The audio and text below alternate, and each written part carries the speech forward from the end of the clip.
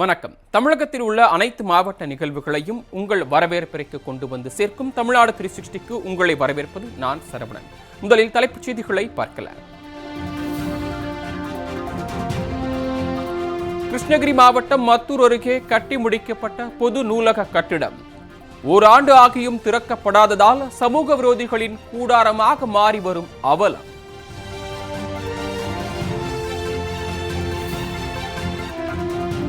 பழனி அருகே விளைநிலங்களுக்குள் புகுந்து காட்டு யானைகள் அட்டகாசம்.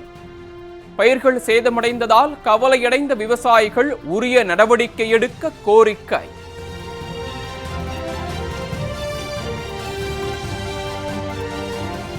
காலாண்டு விடுமுறை அறிவிக்கப்பட்டுள்ள நிலையில் சிறப்பு வகுப்புகள் நடத்தும் தனியார் பள்ளிகள். அரசு உத்தரவை மீறி செயல்படும் பள்ளிகள் மீது கடும் நடவடிக்கை எடுக்க வலியுறுத்தல்.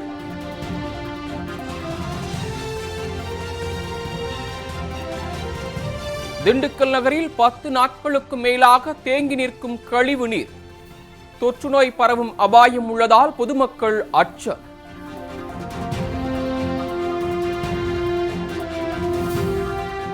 ஓசூர் அரசு தலைமை மருத்துவமனையில் சுகாதார சீர்கேடு.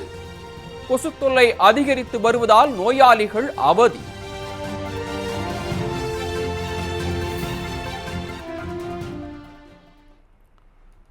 பழனி அருகே விளைநிலங்களில் காட்டு யானைகள் புகுந்து அட்டகாசம் செய்வதால் விவசாயிகள் கவலை அடைந்துள்ளனர். திண்டுக்கல் மாவட்டம் பழனி அடுத்த ஆயக்குடி நந்தவனம் சுற்றுவட்டார பகுதிகளில் நெல், தெல்லை உள்ளிட்டவை பயிரிடப்பட்டுள்ளன.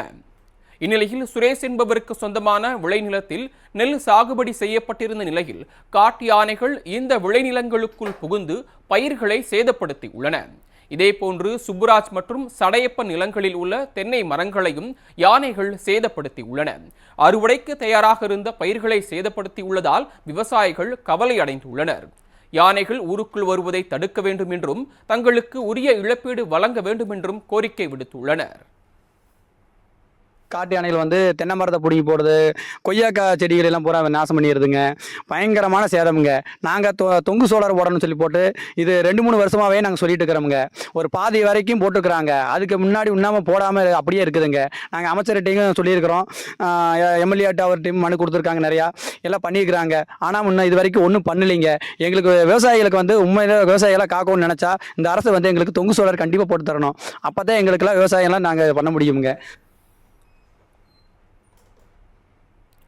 மாத்தூர் அருகே கட்டி முடிக்கப்பட்டு ஓராண்டு ஆகியும் பொது நூலக கட்டடம் திறக்கப்படாததாக உள்ளதாக அப்பகுதி மக்கள் புகார் தெரிவித்து வருகின்றனர்.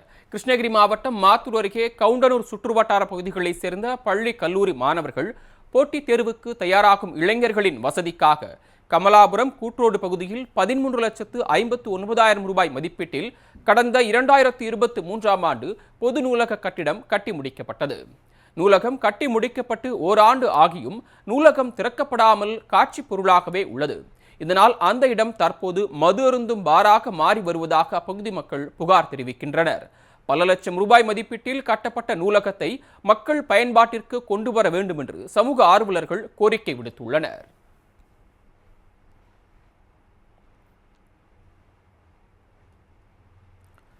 புத்தக வாசிப்பை ஊக்குவிக்கும் வகையில் திருச்சியில் பள்ளி மாணவர்கள் விழிப்புணர்வை ஏற்படுத்தினர். திருச்சி மத்திய பேருந்து நிலையம் அருகே செயின்ட் ஜான்ஸ் வெஸ்டனரி மேல்நிலைப்பள்ளி மைதானத்தில் புத்தக கண்காட்சி கடந்த வெள்ளிக்கிழமை தொடங்கி நடைபெற்று வருகிறது. இந்த புத்தக கண்காட்சியில் 100க்கும் மேற்பட்ட படைப்புகள் 150 அரங்குகளில் காட்சிப்படுத்தப்பட்டுள்ளன. குழந்தைகள் முதல் பெரியவர்கள் வரை பயன்பெறும் வகையில் அமைக்கப்பட்டுள்ள இந்த புத்தக கண்காட்சி அக்டோபர் 6ஆம் தேதி வரை நடைபெற உள்ளது. இந்நிலையில் புத்தக கண்காட்சி குறித்தும் புத்தக வாசிப்பை ஊக்கப்படுத்தும் வகையிலும் ஸ்ரீரங்கம் ஆண்கள் மேல்நிலைப் பள்ளியில் மாணவர்கள் விழிப்புணர்வை ஏற்படுத்தினர்.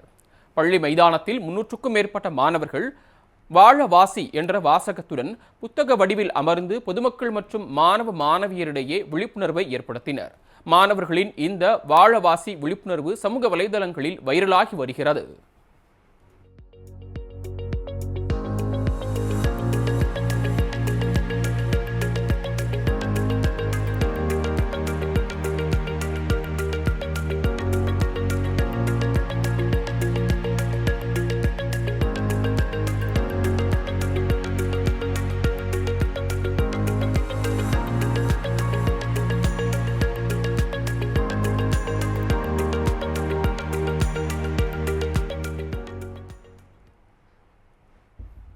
திண்டுக்கல் நகர் பகுதியில் 10 நாட்களுக்கு மேலாக கழிவுநீர் தேங்கி நிற்பதால் தொற்றுநோய் பரவும் அபாயம் ஏற்பட்டுள்ளது.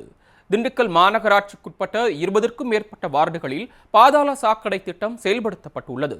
இந்நிலையில் 14வது வார்டுக்குட்பட்ட கோபால் நகர் பகுதியில் கழிவுநீர் கால்வாயில் அடைப்பு ஏற்பட்ட நிலையில் கழிவுநீர் தேங்கி சாலையில் நிற்கிறது. இதுகுறித்து புகார் அளித்தும் எந்தவித நடவடிக்கையும் எடுக்கப்படாத நிலையில் கடந்த 10 நாட்களாக கழிவுநீர் தேங்கி நிற்பதால் கொசு உற்பத்தியாகி தொற்றுநோய் பரவும் வருவதாக பகுதி மக்கள் புகார் தெரிவிக்கின்றனர். பாதாள சாக்கடைக்கு வரி வசூலிக்கும் மாநகராட்சி நிர்வாகம் அதனை முறையாக சுத்தப்படுத்தவில்லை என்று புகார் தெரிவித்து வருகின்றனர் அப்பகுதி மக்கள். பாதாள சாக்கடை அடைச்சு தண்ணி உள்ள 10 நாள் ஆச்சு.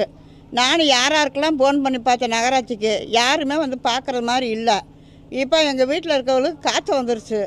அங்கே மெயினில் அடைச்சிக்கிச்சு. அதை எடுத்து விட்டாக்கும் போயிடும். அதுக்கு இங்கே யாருமே வர்றதில்ல. மாதத்துக்கு ஒருக்க வேலை பார்த்தா தான் அந்த சாக்கடை நிரந்தரமாக போகும். இவங்க வருஷ கணக்கில் வர்றதில்ல.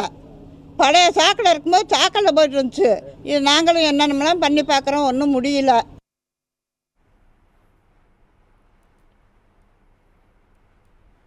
காலாண்டு விடுமுறை அறிவிக்கப்பட்டுள்ள நிலையில் ராசிபுரம் அருகே அரசு உத்தரவையும் மீறி தனியார் பள்ளியில் சிறப்பு வகுப்புகள் எடுக்கப்படுவதாக புகார் எழுந்துள்ளது.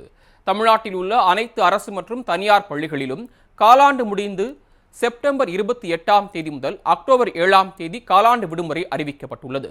அத்துடன் காலாண்டு விடுமுறையில் அரசு மற்றும் தனியார் பள்ளிகள் செயல்படக்கூடாது என்று பள்ளி கல்வித்துறை உத்தரவிட்டுள்ளது. இந்நிலையில் நாமக்கல் மாவட்டம் ராசிபுரம் அடுத்த குருசாமி பாளையம் பகுதியில் செயல்பட்டு வரும் வித்யா மந்திர் தனியார் பள்ளியில் 10, 11 மற்றும் 12ஆம் வகுப்பு மாணவ மாணவியருக்கு சிறப்பு வகுப்புகள் நடத்தப்படுகின்றன. இதற்காக மாணவ மாணவிகள் வழக்கம் போல பள்ளி சீருடை அணிந்து பள்ளிக்கு செல்கின்றனர்.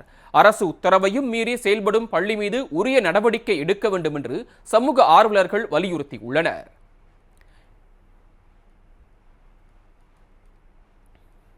இதேபோன்று நெல்லை மாநகர பகுதிகளில் செயல்பட்டு வரும் சில தனியார் பள்ளிகளில் 10, 11 மற்றும் 12ஆம் வகுப்பு மாணவ மாணவிகளுக்கு சிறப்பு வகுப்புகள் நடத்தப்படுகின்றன. தினமும் கட்டாயப்படுத்தி மாணவர்களை பள்ளிக்கு வரவழைப்பதாக குற்றச்சாட்டு எழுந்துள்ளது. சிறப்பு வகுப்புகள் சீருடையில் வர வேண்டாம் என்றும் கலர் ஆடைகள் அணிந்து வந்தால் போதும் என்றும் பள்ளி நிர்வாகத்தினர் அறிவுறுத்தியுள்ளனர். காலை 8:15 மணி முதல் மாலை 5:30 மணி வரை தொடர்ச்சியாக வகுப்புகள் நடத்தப்படுவதால் மாணவர்கள் மன உளைச்சலுக்கு ஆளாகி வருகின்றனர். எனவே பள்ளி கல்வித்துறை உரிய நடவடிக்கை எடுக்க வேண்டும் என்றும் சமூக ஆர்வலர்கள் கோரிக்கை விடுத்துள்ளனர். திருவனந்தபுரத்தில் நடைபெறவுள்ள நவராத்திரி விழாவில் பங்கேற்க கன்னியாகுமரி மாவட்டத்திலிருந்து சாமி சிலைகள் ஊர்வலமாக புறப்படும் நிகழ்ச்சி சிறப்பாக நடைபெற்றது. கன்னியாகுமரி மாவட்டம் பண்டைய காலத்தில் திருவிதாங்கூர் மன்னர்களின் ஆட்சியின் கீழ் இருந்து வந்தது. அப்போது பத்மநாபபுரம் அரண்மனையில் ஆண்டுதோறும் நவராத்திரி விழா நடத்தப்பட்டது. அதன் பின்னர் இந்த நிகழ்வு திருவனந்தபுரத்திற்கு மாற்றப்பட்டது. இதனால் திருவனந்தபுரத்தில் நடைபெறும் நவராத்திரி விழாவில் பங்கேற்க சுசீந்திரத்தில் இருந்து முன்னுதித்த நங்கை அம்மன், முருகன் மற்றும் சரஸ்வதி அம்மன் ஆகிய 3 சாமி சிலைகள் மிக பிரம்மாண்டமான ஊர்வலமாக கொண்டு செல்லப்பட்டு வருகிறது. அதன்படி இந்த ஆண்டும் சுவாமிகள் புறப்பாடு நடைபெற்றதில் செண்டை மேளங்கள் முழங்க துப்பாக்கி ஏந்தி மரியாதையுடன் சாமி ஊர்வலம் கோலாகலமாக புறப்பட்டது. நகரின் முக்கிய வீதிகள் வழியாக சென்ற சுவாமி ஊர்வலத்தில் 2 மாநில போலீசார் பாதுகாப்பு பணியில் ஈடுபட்டனர். இதில் மத்திய அமைச்சர் சுரேஷ் கோபி உள்ளிட்ட ஏராளமான பக்தர்கள் பங்கேற்றனர். அடிக்கும் வெயிலில் தாகத்தை தீர்த்து கொள்ள மனிதர்கள் வீசிச் செல்லும் தண்ணீர் பாட்டில்களை குரங்குகள் தேடி எடுக்கும் காட்சி பரிதாபத்தை ஏற்படுத்தி உள்ளது. தஞ்சை மருத்துவக் கல்லூரி மருத்துவமனை வளாகத்தில் உள்ள மரங்களில் ஏராளமான குரங்குகள் குடும்பத்துடன் வசித்து வருகின்றன. இந்த குரங்குகள் இங்கு வரும் நோயாளிகள் மற்றும் பார்வையாளர்கள் மிச்சம் வைக்கும் உணவுகளை தின்று உயிர் வாழ்ந்து வருகின்றன. இந்நிலையில் தற்போது கடும் வெயில் வாட்டி வதைத்து வரும் நிலையில் குரங்குகள் தாகத்தை தீர்த்து கொள்ள மனிதர்கள் விட்டு வீசி சென்ற தண்ணீர் பாட்டில்களை எடுத்து மூடியை திறந்து அதில் மிச்சமுள்ள நீரை குடித்து தங்கள் தாகத்தை தீர்த்து வருகின்றன. காலி பாட்டில்களில் 2-3 சொட்டு நீர் மட்டுமே உள்ளதால் குரங்குகள் தண்ணீருக்காக அலையும் நிலை பரிதாபத்தை ஏற்படுத்துகிறது. குரங்குகளின் தாகம் தீர்க்க மருத்துவமனை நிர்வாகம் நடவடிக்கை எடுக்க வேண்டுமென விலங்கின ஆர்வலர்கள் கோரிக்கை விடுத்துள்ளனர்.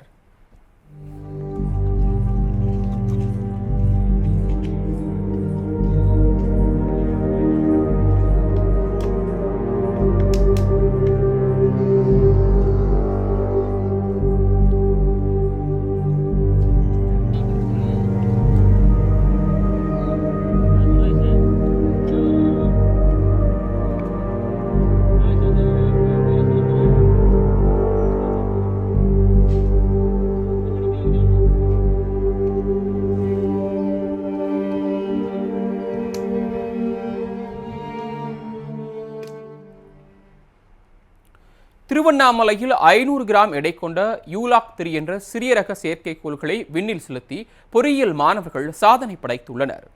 சென்னை CIT பொறியியல் கல்லூரி மாணவர்கள் 25,000 ரூபாய் மதிப்பில் 500 கிராம் எடை கொண்ட யூலாக் 3 என்ற சிறிய ரக செயற்கைக்கோள்களை வடிவமைத்து வெற்றிகரமாக விண்ணில் செலுத்தினர்.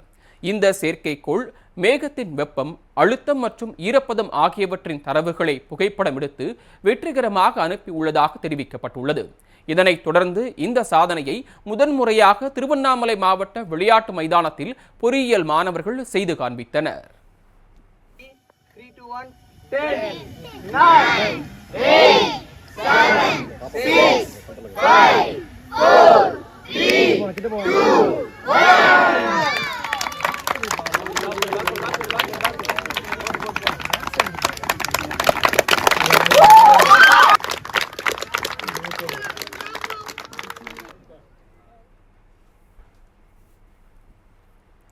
இதனை பள்ளி மாணவ மாணவியர், சமூக ஆர்வலர்கள் என பலரும் கண்டுகளித்தனர். பொறியியல் மாணவர்களுக்கு பள்ளி முதல்வர் மற்றும் தன்னார்வலர்கள் பொன்னாடை அணிவித்து வாழ்த்தும் தெரிவித்தனர். மேலும் வரும் காலங்களில் செயற்கைக்கோள்களை அடுத்த கட்டத்திற்கு வடிவமைத்து இந்தியாவிற்கு பெருமை சேர்ப்போம் என்று மாணவர்கள் உறுதியேற்றுக் கொண்டனர். கிளவுட்ல இருக்க டெம்பரேச்சர் கான்ட்ராஸ்ட் இருக்கும். ஸோ அது மாதிரி சில பேராமீட்டர்ஸ் கம்பேர் பண்ணி எப்போ ரெயின்ஃபால் ஆகும்னு சொல்லும். அது மட்டும் இல்லாமல் பார்த்தீங்கன்னா டீப் லேர்னிங் சாஃப்ட்வேர் யூஸ் பண்ணியிருக்காங்க. அதாவது நம்ம காலேஜ் பசங்க பில்ட் பண்ணது CNN நெட்வொர்க்னு சொல்லுவாங்க. அது பார்த்தீங்கன்னா நம்ம ஒரு ஏரியல் ஃபுட்டேஜ் கொடுத்தோம்னா எங்கே ஃபாரஸ்ட் அதிகமாக இருக்குது, தென் பார்த்தீங்கன்னா வாட்டர் பாடிஸ் எங்கே அதிகமாக இருக்குது, தென் ரோட்ஸ் அண்ட் பில்டிங்ஸ் அதெல்லாம் ப்ரெடிக்ட் பண்ண முடியும்.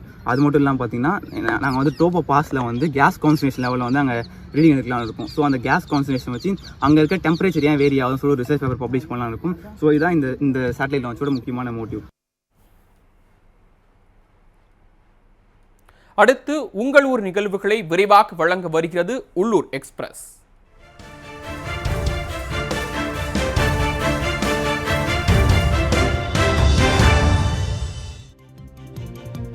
புதுக்கோட்டை மாவட்டம் புத்தாம்பூர் ஊராட்சிக்குட்பட்ட தேனிப்பட்டி பகுதியில் 50க்கும் மேற்பட்ட மக்கள் வசித்து வருகின்றனர். அவர்களுக்கு கடந்த 3 மாதங்களாக முறையாக குடிநீர் விநியோகம் செய்யப்படவில்லை என கூறப்படுகின்றது. இதுகுறித்து பலமுறை புகார் அளித்தும் நடவடிக்கை எடுக்காததால் ஆத்திரமடைந்த மக்கள் குடிநீர் வழங்க வலியுறுத்தி காலி குடங்களுடன் புதுக்கோட்டை அண்டக்குளம் சாலையில் மறியல் போராட்டத்தில் ஈடுபட்டனர். இதனால் அப்பகுதியில் போக்குவரத்து பாதிக்கப்பட்டது.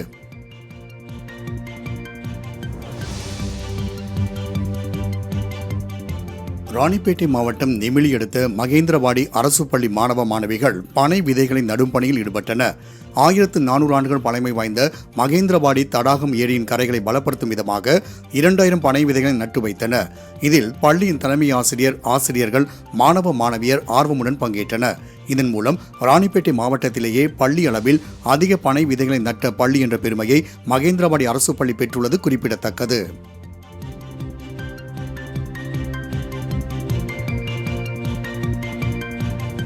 ராமநாதபுரம் மாவட்டம் பரமக்குடி அருகே உள்ள வினோபா நகர் கிராமத்தை சேர்ந்த பெண்கள் மாவட்ட ஆட்சியர் அலுவலகத்தை முற்றுகையிட்டு போராட்டத்தில் ஈடுபட்டனர். குடிநீரில் கழிவுநீர் கலந்து வருவதால் ஆத்திரமடைந்த கிராம மக்கள் தண்ணீரை பாட்டிலில் கொண்டு வந்து முற்றுகையிட்டனர். கழிவுநீர் கலந்து வருவதால் பல்வேறு உடல் உபாதைகள் ஏற்படுவதாக பொதுமக்கள் புகார் தெரிவித்தனர். எங்களுக்கு குடி தண்ணி இல்ல சார். நாங்க குடி தண்ணிக்கு ரொம்ப கஷ்டப்படுறோம். மக்களுக்கெல்லாம் சின்ன பிள்ளையெல்லாம் அரிக்குது, அழுகுதுக்கு. இதுதே நாங்க குடிக்கிற தண்ணி, இது நாங்க குளிக்கிற தண்ணி. ஆனா பைப்பு நிறைய இருக்கு எங்க ஊர்ல, ஆனா குடி தண்ணி கிடையாது. ஒரு அதிகாரி வரான்னு சொன்னா அன்னைக்கு காலையில நல்லா தண்ணி வரும். அதிகாரி அதை விட்டு போய் ஒரு 1/4 மணி நேரம் சொன்னா எங்களுக்கு தண்ணி வரது கிடையாது. மாங்குடி பக்கத்து கிராமம், ஒரு சின்ன கிராமம். என்னன்னு கேட்டா அவங்க அடைச்சு வச்சுக்கிறாங்க. மாவட்டங்களில் நடந்த விளையாட்டு செய்திகளை வழங்க வருகிறது விளையாட்டு களம்.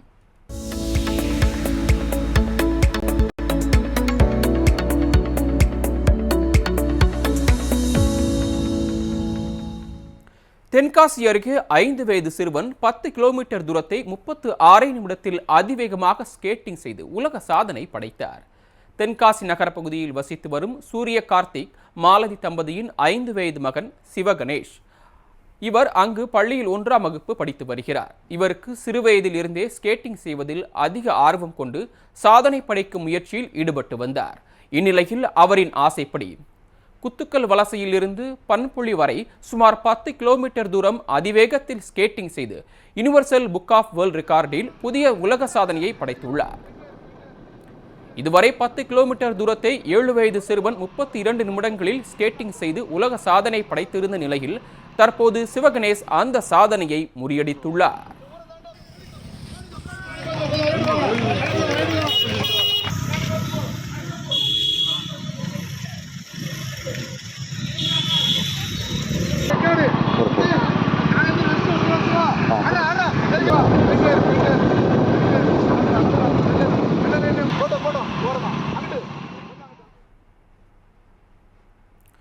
சேலத்தில் நடைபெற்ற மாரத்தான் போட்டியில் 5000க்கும் மேற்பட்டோர் ஆர்வத்துடன் பங்கேற்றனர். உலக இருதய தினத்தையொட்டி சேலத்தில் தனியார் மருத்துவமனை சார்பில் மாரத்தான் போட்டி நடைபெற்றது. சேலம் மகாத்மா காந்தி விளையாட்டு மைதானத்தில் தொடங்கிய மாரத்தான் போட்டியை மாநகர காவல் ஆணையர் பிரவீன்குமார், மாவட்ட காவல் கண்காணிப்பாளர் கௌதம் ஆகியோர் கொடியசைத்து தொடங்கி வைத்தனர். இதில் 7 வயது முதல் 70 வயது வரையில் உள்ள 5000க்கும் மேற்பட்டோர் ஆர்வத்துடன் பங்கேற்றனர். 3 பிரிவுகளில் நடைபெற்ற இப்போட்டியில் வெற்றி பெற்றவர்களுக்கு பதக்கம் மற்றும் சான்றிதழ் வழங்கப்பட்டன.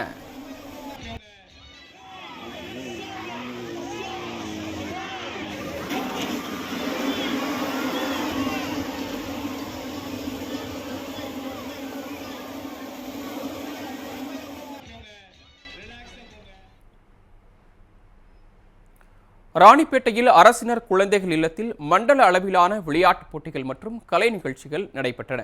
ராணிப்பேட்டை மாவட்டம் காரைக்கூற்றோடு பகுதியில் சிறுவர்களுக்கான அரசினர் குழந்தைகள் இல்லம் செயல்பட்டு வருகிறது.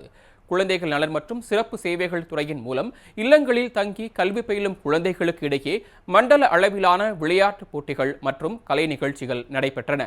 இந்நிகழ்ச்சியை மாவட்ட ஆட்சியர் சந்திரகலா பங்கேற்று தேசிய கொடியை ஏற்றி வைத்து போட்டிகளை தொடங்கி வைத்தார். இதில் 12 மாவட்டங்களைச் சேர்ந்த 536 சிறுவர் சிறுமியர் பலர் கலந்து கொண்டு போட்டிகள் மற்றும் கலை நிகழ்ச்சிகளில் வெற்றி பெற்ற சிறுவர்களுக்கு பரிசுகள் வழங்கப்பட்டன.